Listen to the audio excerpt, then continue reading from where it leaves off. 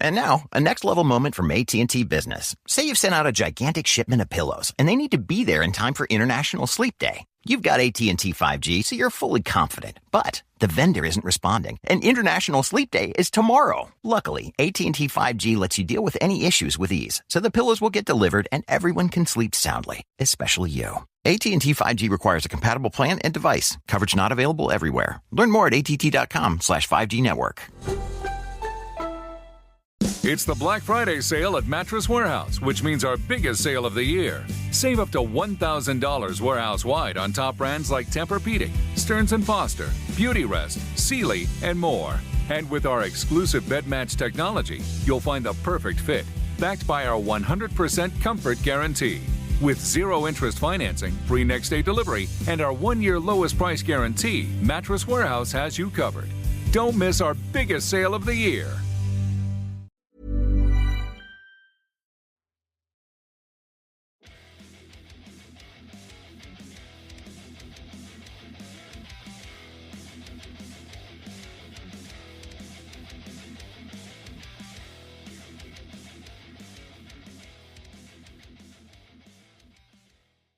Welcome, guys, to this week's episode of Heavy Metal Tones with me, your podcast host, Tony Evans. I hope you enjoyed my look back in anger at episode 1 all that time ago with the terrible sound. I did try and clean it up, as I mentioned before, but it is what it is. It's old archive material. I don't have the original audio bass tracks for that anymore, so I had to use what I have. I've got it somewhere stored on an old hard drive, but I wouldn't know how to access it right now. But I'm glad you enjoyed it. If you stayed right at the end and heard the David Tennant song, which I am really happy that if you did, because I just interviewed him for Metal Roos, and that will be out very, very soon. Also, we had the brilliant Payout and their song Acid Suspiria, which was, again, a brilliant piece of modern horror-themed thrash. Anyway, this week's episode is Volume 7, Metal Roos Tapes Volume 7. Can you believe we've got to Volume 7? This one is quite special for me because I got to, in the first part, as you will find out, I got to interview one of my heroes, and the very last member of the amazing band. I need no introduction. I need not tell you much about them, but Motorhead. I got to interview Phil Campbell on my birthday this year. It was sparrow fart in the morning, like 6:30, 7 o'clock in the morning, whatever it was. But it wasn't a real. I left that interview, went out for a walk, and I was walking on air. I was buzzing. It was for him to spruik about his tour that he brought to Australia with his sons, the Bastard Sons, Phil Campbell with the Bastard Sons. So it was a show that was really memorable. It was an amazing show to be at. But the interview with him, again, was like talking to royalty, really, really was. It was something special. And, he's such a nice guy. I hope that you enjoy this interview. This will be the first part. And then coming into after the Phil Campbell interview, which I'm sure you're going to love. It's only a shortish one. We've got Richard Jobson from the Skids. Now, not a metal band, by no means, but this is an episode of my heroes, and Phil Campbell was one of them, but Richard Jobson from the Skids is one of my punk heroes, and the fact that I got to sit down with him early on in my interviewing career to talk to him was something of real special for me, because, again, I had listened to the Skids albums constantly as a teenager, growing up into adulthood, loving. I could recite every lyrical line and every note on their albums. I mean, just brilliant Scottish take on what the London boys were doing with their anarchic punk pop sensibilities. The Skids had it, and of course they had brilliant musicians. Some of them sadly not with us anymore. Some went on to make, be big pop sensations, but Richard Jobson is still is a face of British TV, a face of British interviewing and media now, but one of the best voices in punk, and I'm one of the greatest lyricists as well. So sit back after this interview with Phil Campbell and enjoy the brilliant Richard Jobson. Hey, mate. Welcome to Australia, my friend. How are you? I'm very good. How are you? Not bad, not bad. It's a good morning. It's a good morning here. Now, I believe that you are coming over, my friend, with your sons to tour Australia. Yeah, after quite a while of trying, it's finally happening. Yeah, we're really excited. I think Good. it's September. I think we're over. September 16th to the 21st. Yeah, and you go right across the country, like, Perth to Yeah, Brisbane, which is a yeah, big trek, my friend. Big trek. yeah. Everything's a big trek down there, isn't Everything is, mate. Go to the shops for a cup of tea is a big trek. it? Oh dear. So you're bringing obviously coming over for your to play all of the wonderful Motorhead catalog, which of course you are famously very much part of. It will be interesting to see and exciting to see you guys here because I haven't seen you for many years. I think last time you were here was well that I saw Motley you Crue. here. Motley Crue. Motley Motley Crue. Crue. That was Yeah, exactly it. Yeah, exactly it. That was yeah, some time ago. That was some time ago now when I think yeah. about it. We're going to be playing our own material as well, man. It's going to be a mixture of Motorhead classics and our own stuff. Yeah, brilliant. Which is what I So, think we all want, isn't it? I mean, that's the point. Is yeah, to see. yeah. It'll be, nobody will be disappointed at the end of the night. I can assure you that. That is brilliant. Hey, and it must be great to come to be touring with your sons. Yeah, well, I spent a lot of my life away from them, touring with Motorhead. So it's great to be able to do it now, give something back, and it's a it's another kick-ass rock and roll band I'm involved with, It is. So It's amazing. Yeah, I mean, one of the most seminal, probably the seminal rock and roll band of all time in Motorhead, and then sort of to come along with the material that you bring up with your own band is quite special. yeah, And it's great. Yeah, I mean, everyone contributes to the material as well. Todd comes up with a lot of sometimes completed songs and riffs, and everyone comes up with their own parts. It's not just me writing the songs, like yeah, it must be. So Yeah, it's it's really cool. you're so lucky to have such talented children. It's obviously a chip off the old block, like. Yeah, they picked up a guitar probably when they were like about 3. There's 4 years apart in their ages, so it's Mm, 8 years in total. mm. But from whenever they were like 3 or 4, they bang on the drums and they have a little drum kit here and little guitars and stuff. And I showed them the first couple of chords, and then they just picked the rest up themselves. It was really, we got a really tight band now. Yeah, you have, and I think that becomes from also being family. I mean, the fact that you sort of know each other so well that Yeah, wherever you play, wherever you are, you know who the rest of the band is. It's like playing with kind Motorhead of, again. yeah. Yeah, Uh, yeah. Apart from the odd cock up here and there, but That's rock and roll. 98% of the time it's great. But why would I mean? Come on, even in your height of your powers with like at the most with Motorhead touring massive stadiums, I'm sure even then you would have made mistakes, my friend. We all do it, don't we? I mean, it's. Oh, we made plenty of mistakes in mode, right? It's so loud nobody could tell. Yeah. Uh, Yeah, I wasn't in Australia at the time. I've been living here for 30 years, but my friend went to the one here, very close to where I live in Queanbeyan, and said it was the loudest concert he ever been to in his entire life. Probably, yeah. Yeah, he said that the ceiling was moving. Yeah, we've had a few ceilings, the plaster come down on quite a few actually. Yeah, so it's an Ah, experience, definitely. Yeah, oh, wonderful. So obviously you're going to be playing your stuff, which is what we're all looking forward to. It must be a nightmare though to pick some of the Motorhead tracks because, of course, so many that you could choose from. yeah. So Well, many eras. we're going to be doing favorites, what a lot of people want to hear, and we'll be putting in some lesser known tracks as well, with nice surprises for people. So there'll be something for everyone, mixed in with our own songs, and Brilliant. the set will flow perfectly. So it'll be a great experience. Yeah, yeah. We're going to enjoy it on stage anyway, so I hope everyone else does. And you know. that's the point, Phil, isn't it? I mean, you can tell as a fan, or even if just someone goes to a gig, if the band aren't enjoying it, it doesn't come across well. You Oh, yeah, can't. if they're just going through the motions, you can Yeah, tell. yeah, and we've all been to those bands. We've all seen those bands where they've gone Oh, through the yeah, motions, definitely. mate. Yeah, And you still yeah. walk away going like I won't name what it was, but I went to a big gig last year, really big, massive stadium thing, and um I was so underwhelmed. But I went to a small gig in a local venue near me, and it blew my mind. And I paid a fraction of the price.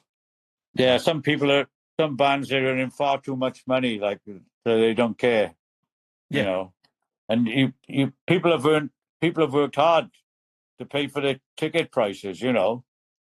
well, They've particularly looked forward now. to it. Yeah, yeah, You got to think of that. You don't just think of your band. You got to think these people, you know, they've looked forward to this. They've spent money, they've hotels, they've travelled. You know, they've worked their asses off all week and saved up to buy these tickets and that. You gotta deliver, and yeah. you gotta make it fun for them. You know, otherwise they're not going to come and see you again. Well, that comes. I You mean, know? that comes from that punk ethos of yours from way back, right? That sort of early day sort of feel of everyone, you know, is deserving of everything, you know, of your best. Right? Yeah, I think that comes across, and it's a dying thing, Phil. Sorry to say.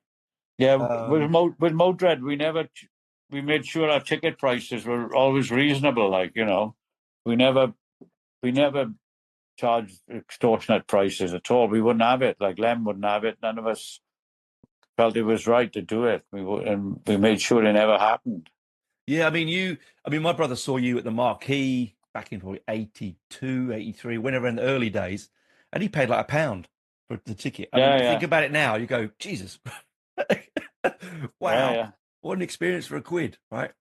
yeah. Um, Brilliant. brilliant, right? And he'll always remember that. He'll have that for the rest of his life, that memory, right? Yeah. It's sweaty, dark, and nasty, which is rock and roll, right? Oh dear, dear. But anyway, so I hope you really do enjoy your time over here again and get to see some of the country.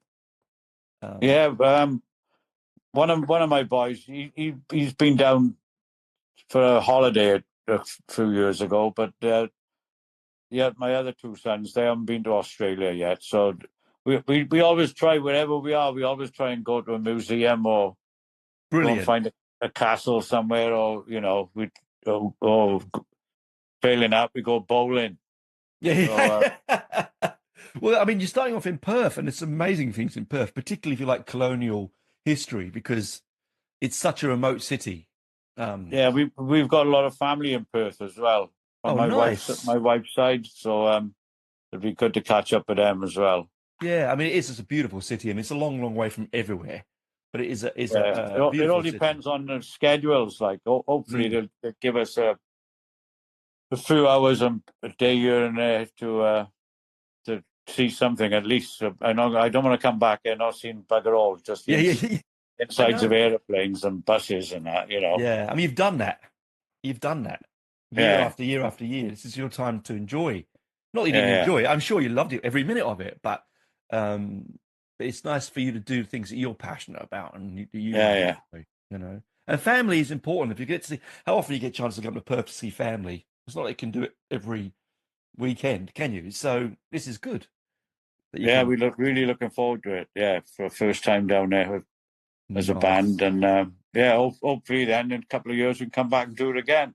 Oh, look, it'd be amazing. It would be amazing because, as I said, the tickets are selling fast, which is amazing. The records that you're producing are brilliant. The back catalogue is obviously, it's sort of untouchably or brilliant. So, it'll be good to feel the legend of Lemmy again, just a little bit because we all miss Yeah, him yeah. and miss the whole band in general, not just him. That's Yeah, unfair to say. we're gonna give it everything, like, you know. So as I said, I don't think anyone will be disappointed at the end of the night. Brilliant film, mate. That's what I would never expect them to be. Not with you, man. I not at all. Like there's no airs and graces, Phil, mate. It's rock and roll all the way No, with no, you, and that's what it's all about. Deep no. down. Same pair of jeans I wore in the late '80s when I came down, probably. Yeah, fantastic. I wish. I've still got my bondage pants I used to wear as in my I punk wish. days, Yeah. and they almost fit. Almost fit. Oh, you never know, mate. You never know. Life goes. It's a good life. Obviously, if you're doing well, that's fine. Yeah. But well, thanks for chatting to us. I know You're welcome, my friend. I know you're really busy, and it's got a lot to plan to get ready and do. Thanks for the latest albums. Thanks for, and just for me, please, just as a pleasure, just want to say thank you for Motorhead. Thank you from me, because Oh, thanks. Yeah, we should have a new Bastard Sons album out next year. oh, brilliant. We've got Brilliant. we've written about 8 songs. We've just basically recorded them roughly on a, just so we don't forget them, and then we'll go in. We'll write some more stuff when we get a chance at the end of this year, maybe, or start of next year, and we'll get some recording done. So Wonderful. at some point during next year, we should have the new album out. Oh, brilliant. That'll be amazing. And then you can come and tour it, can't you? Yeah. Yeah. All right, my friend. Okay. But yeah, look, thanks for chatting. Thanks for coming on. I hope you really do enjoy the shows. I know that the Australian audiences are fantastic. They're going to love every minute of it. And yeah, we're really looking forward to it. Yeah. Yeah, the energy you're going to get back from them is going to be so addictive. You're going to love it. But thanks, yeah, thanks, mate. And enjoy your family time if you can in Perth, and keep safe. I will. It's been a pleasure talking to you, my friend. You too, man. Okay, I'll see you soon. All the best. See you soon. Bye, mate. All the best. Bye-bye. And now, a next-level moment from AT&T Business. Say you've sent out a gigantic shipment of pillows, and they need to be there in time for International Sleep Day. You've got AT&T 5G, so you're fully confident. But the vendor isn't responding, and International Sleep Day is tomorrow. Luckily, AT&T 5G lets you deal with any issues with ease, so the pillows will get delivered and everyone can sleep soundly, especially you. AT&T 5G requires a compatible plan and device. Coverage not available everywhere. Learn more at att.com/5G network. It's the Black Friday sale at Mattress Warehouse, which means our biggest sale of the year. Save up to $1,000 warehouse-wide on top brands like Tempur-Pedic, Stearns & Foster, Beautyrest, Sealy, and more. And with our exclusive bed match technology, you'll find the perfect fit, backed by our 100% comfort guarantee. With zero interest financing, free next-day delivery, and our 1-year lowest price guarantee, Mattress Warehouse has you covered. Don't miss our biggest sale of the year. From Adams Morgan to Anacostia Park, we all want safer neighborhoods. But what does real safety mean? Real safety means preventing crime before it happens. By having police work with communities to disrupt cycles of violence. By supporting families with stable housing. And providing more mental health and drug treatment. We know that adding more police and locking up more people doesn't make us safer. Real safety means investing in the things that help prevent crime. Learn more at RealSafetyDC.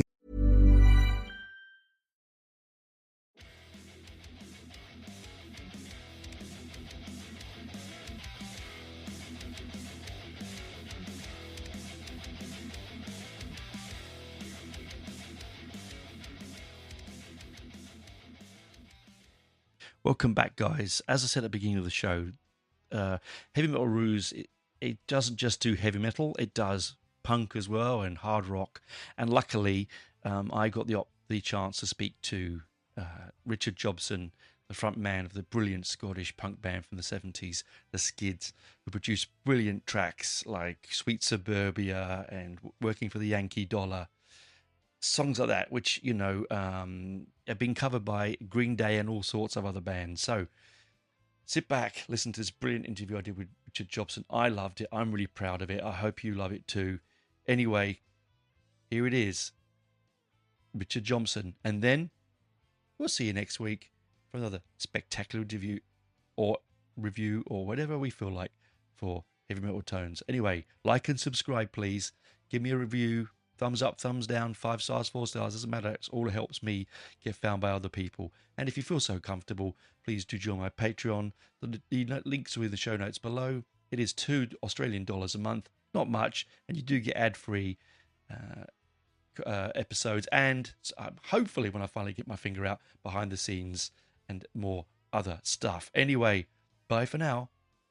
Here you go, Richard Jobson. Over to you. Now, so Richard, how you going? What's it like over there? Well, it's freezing cold, and there's the first frost of the year. It's brutal. So, the sooner I get out of here and get down to the southern hemisphere, the better, I think. Yeah, because it's your first time over here, isn't it? It is, yeah. We nearly came before, just at the end of the Skids.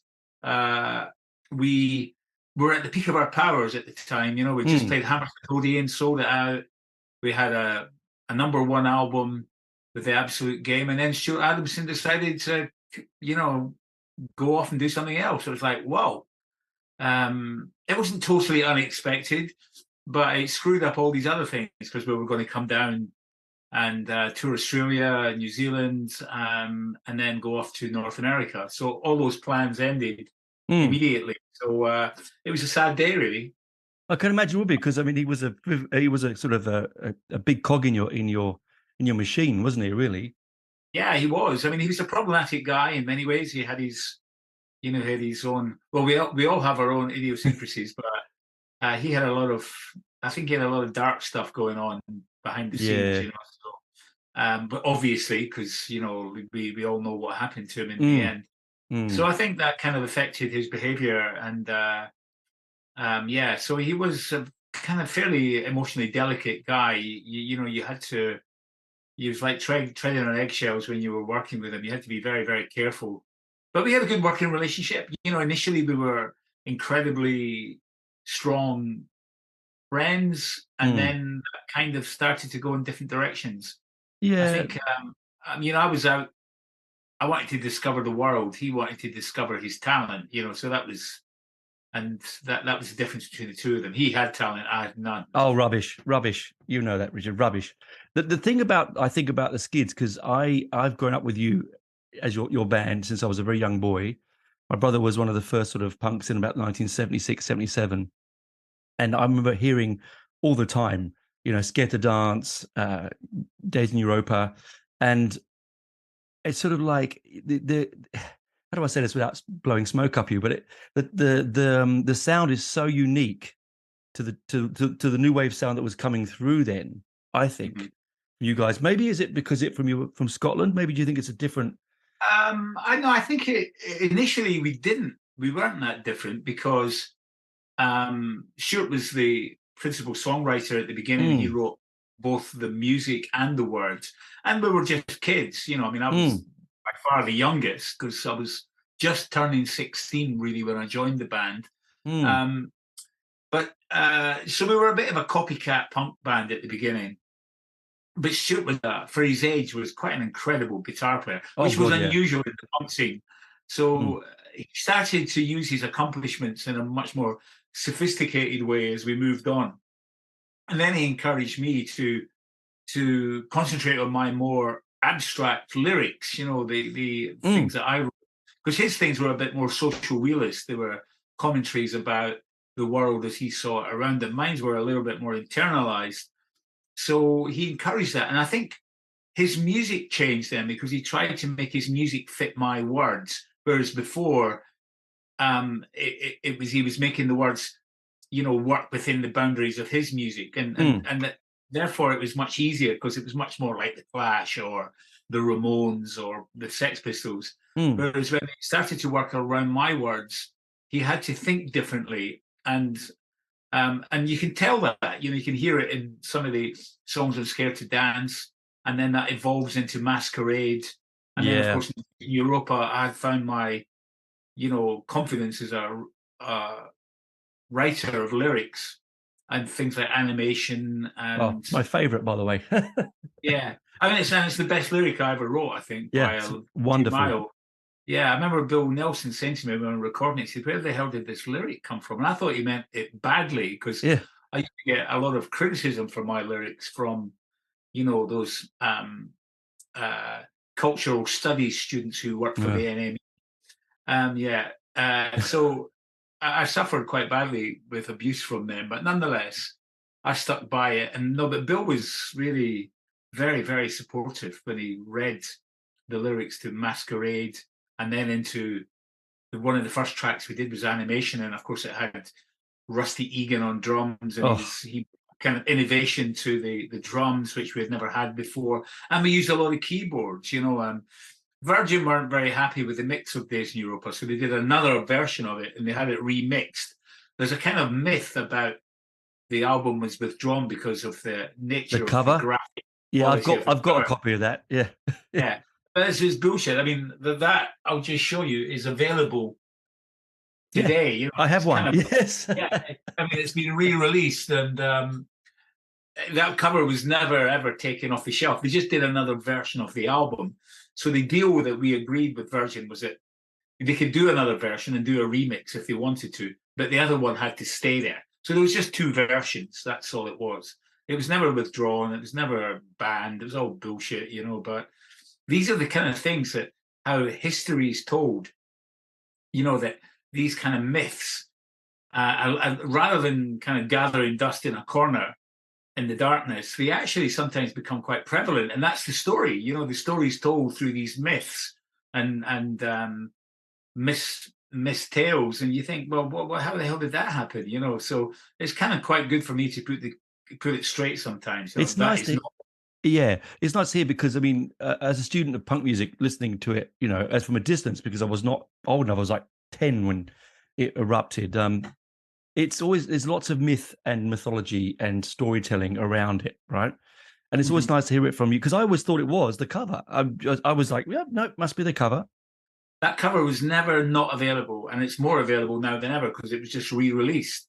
Yeah. And did extraordinarily well. I mean, I don't know if you heard, but we released a new album, Destination Dusseldorf, which is great, by the way. Yes. Yeah. Thank you. And in Scotland, anyway, we got to number 1 and number 2 with the re-release of Days in Europa, which is quite an extraordinary feat, because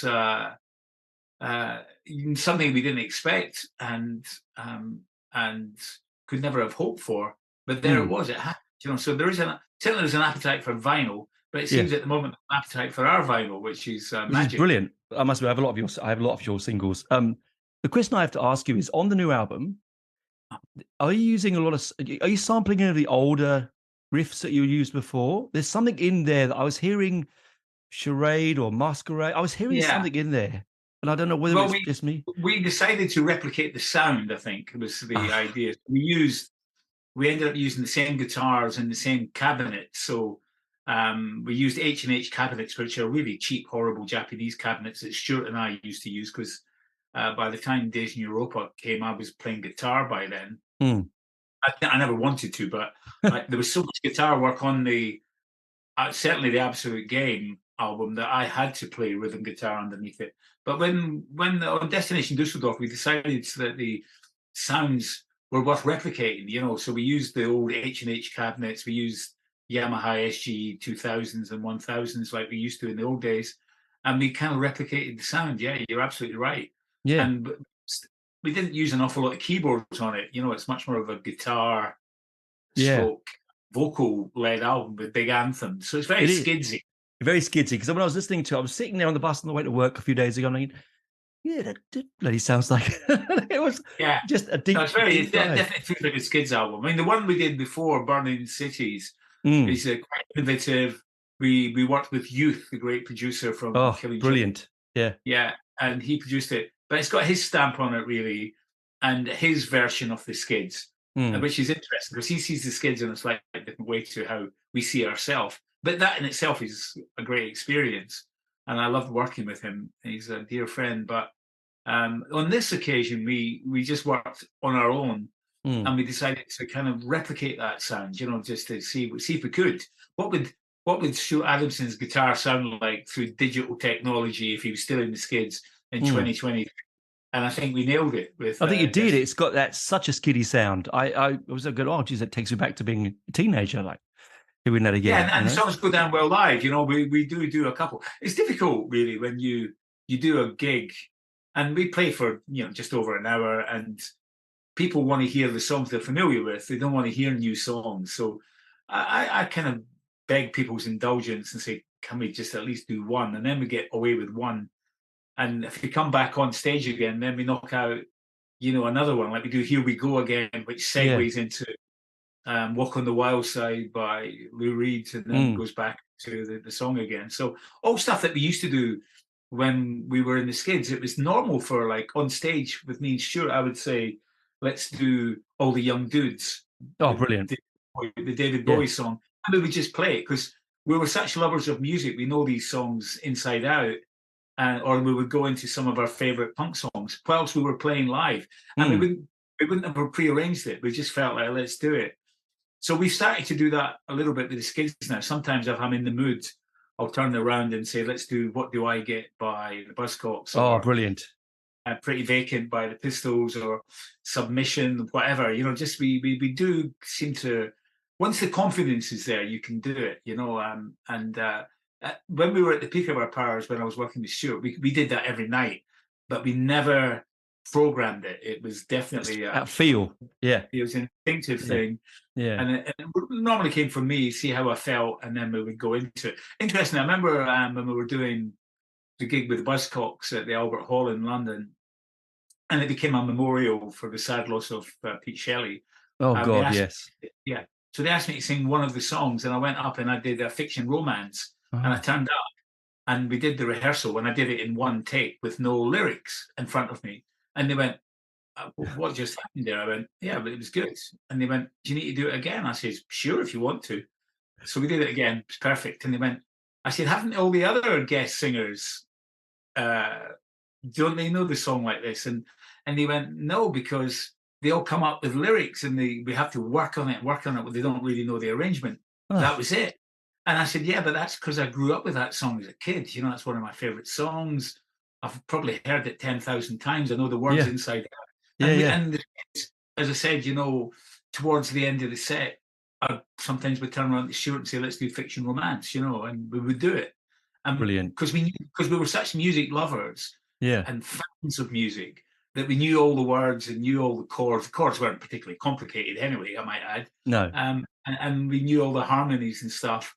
And it was great fun. It made the adventure much more exciting. And for me, that's really important, because if it just becomes the Skids on stage playing the tried and tested songs that we all know and no communication with the audience, then count me out. You know, it's just not for me. Well, I talk and tell stories, and I've had a bit of a life, you know, so it's worth sharing some of those stories with people. I think you're right. You know, like you've been to more gigs than I'd like to shake a stick at. And I honestly, the ones I get the most out of are with the singers, a bit of raconteur, you know, a bit of storytelling.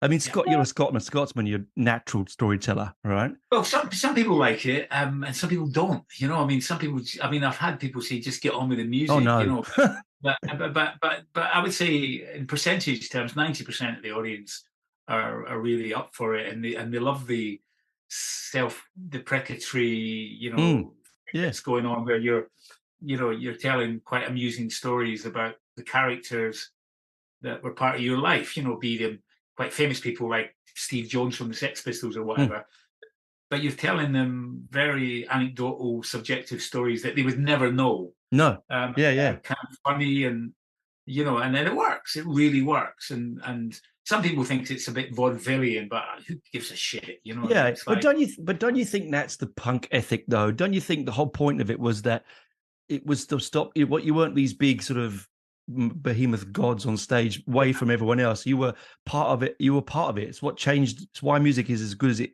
is now, because of it. I totally agree. But I go and see a lot of bands too, and obviously we do festivals with some bands from our era, a similar genre, and they have no communication with the audience. It's basically about turning up, playing the songs, and getting out of there as quickly as possible. Whereas we have an old-fashioned sensibility. We actually, well, I certainly do the gig. Entertainment.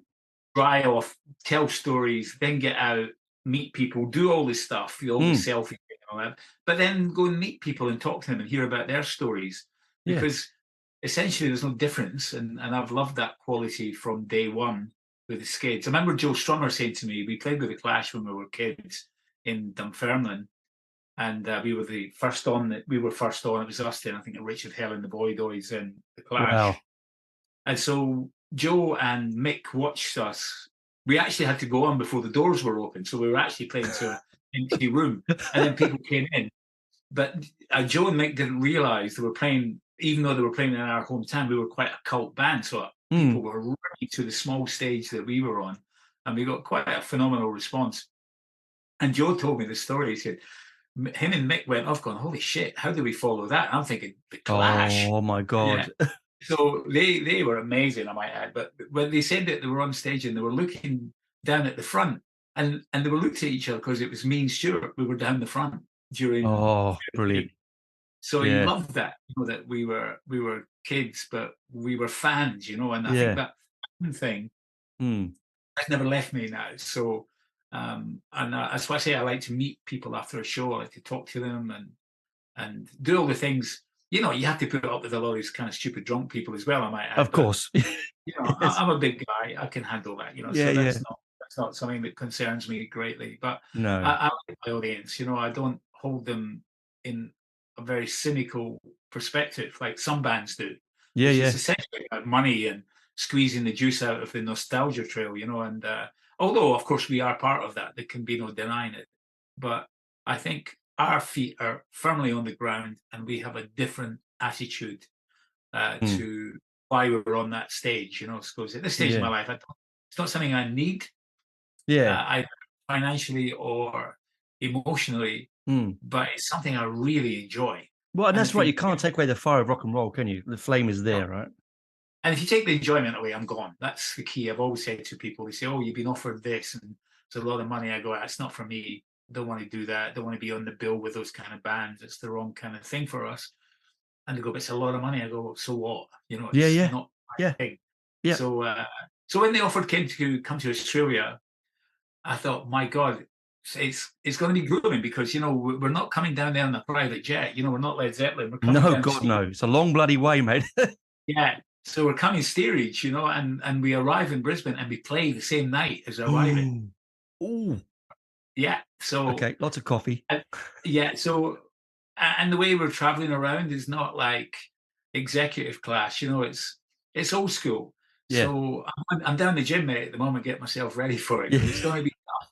But the thing is, it's going to be an amazing experience. I know that. Because I think there's something instinctively tells me that what the Skids are about are going to connect with an Australian audience and a New Zealand audience. Look, absolutely, because if you know, like the Saints and bands like that here, the thing about that I take from, and you might not think this is right, but I listen to the Skids, and I put you in the same sort of genre as XTC and the Stranglers. That's sort of a little more mature musically and emotionally in the music, and I think the Australians, they get that. They get it here. The music stands up now, I think, and as I say, there's a fun element too. There is always a problem that some people want us just to be a serious band, and they think that my personality and the much more raconteur element of it is a kind of diversion away from the seriousness of the music. I disagree. I think from the world that we are from, the genre that we were born from, is about that. It's about communication, And I'm not yes, I'm not going to deconstruct the lyrics of Animation live on stage. Who the hell wants that? No. I watched this.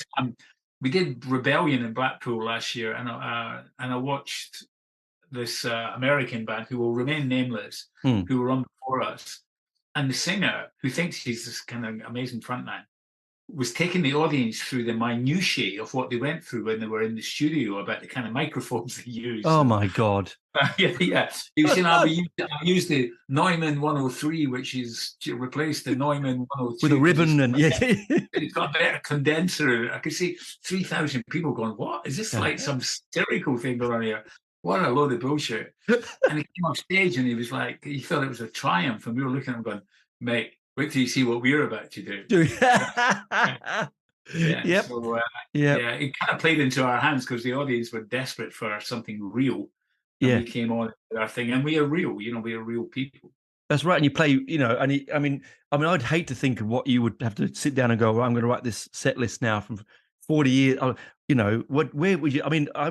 Personally, me, everything from Absolute Game, I'm done. Thank you, prick me, I'm done. Right. But I'm sure there's so much that you have to go, well, yes, yo, yes, no. And then stuff, Yeah. there must be stuff that you want to do personally for you. There's not just for the audience. Yeah, well, In there that is, sense? but I mean, it's difficult, really. I mean, we slip in Arena from the Absolute Game, which is a song that I love dearly. Oh, yes. Um, but it's difficult, you know. We have a really strong set that captures songs from all of the different periods, and then we chuck in one new one, and then if we come back on, we do another new one, and plus the fact we do our own little homage in the set to, you know, the band that I feel we should do a homage to on that particular evening. It might be The Clash, Yeah. might be, you know, might even be Joy Division. You know, it Oh, depends on how I feel. You know, yeah. so we kind of let rip. I mean, we do really strange cover versions. We do things like "Rock On" by David Essex. You know, we think Fantastic. a pretty cool song. You know, and Yeah. there's a guy who was a really great songwriter, but he suffered from being too handsome. You know, because He did, right. That's right. Yes, it was in that. Is that sort of he's like a glam teeny rock bopper. thing? Yeah. Yeah, in fact, he was really a fabulous songwriter, and he suffered because of that. You know, I'm getting emails galore coming up, going, "Where the hell are you?" from all these other interviews. So my Oh, God, sorry, man. I've really messed up today. Anyway, so well, we can wrap it up so you can get on to your other things. But thank you for chatting. I'm so looking forward to coming and seeing you. Is May next year in Australia? It's going to be. Well, I can't tell you how excited we are. I mean, Yeah. bullshit aside, because I'm sure you hear that from a lot of acts who are coming. But No, there's just something. There's just something that tells me this is got to work. Because, like for example, if I was offered the same thing to go to North America, I would have said no, and that's easier for us. Yes, it is. Yeah, but I would have. Well, in fact, I have said no. So there's a difference. Yeah. And 5 of us yes to going, and this is going to be much more grueling than that experience. Oh God, be. yeah. But that's going to be part of the fun of it, you know, because we don't mind that. I mean, at the moment, you would think, oh, you must have loads of road crew and stuff because we're out playing. I'll be playing tomorrow night in Guildford. We do it ourselves still. You know, we move our own gear. Oh, do you know what? I love hearing that. I have to say, Richard, that makes me smile. It means that, you know, it's a humble. I love it. I love it. Yeah, well, it's real, and you know, because we can't afford it. You know, we can't afford to bring all these people on the road with us. The first thing I do when I arrive at the gig is I go and meet the sound guy, and I'm incredibly charming to him because he's going to be the guy that's going to help us. We can't bring our own person, you know, because it's just impossible. But so none of the guys I work with complain about that. They just get on with it. It's part of the fun. And we go when we go to a city, even in England or Scotland, Ireland, or Europe, we go and visit the city. So the kind of part of the adventure. We don't go and just sit in a hotel or a dressing room. We go out and, you know, and we get a kind of connection with the place and get a sense of either its beauty or its horror in many cases. A lot of places are not in good shape all over the UK at the moment. So, you know, you get a sense of how people live and where they come from. And I think that's important as well. I mean, it's again, these are old school punk ethos and they're embedded in us now. You know, it's DNA stuff. So it's what I love about it. Yeah. Yep. Well, come and say hello when I'm over. Yeah, please. I will do. Yeah. All right. Well, enjoy the rest of your interviews. Have a good Christmas. Yeah. Yeah, thank you. Yeah. It's coming up. Yeah, it is. Damn. Yeah. So quick again. Bye for now.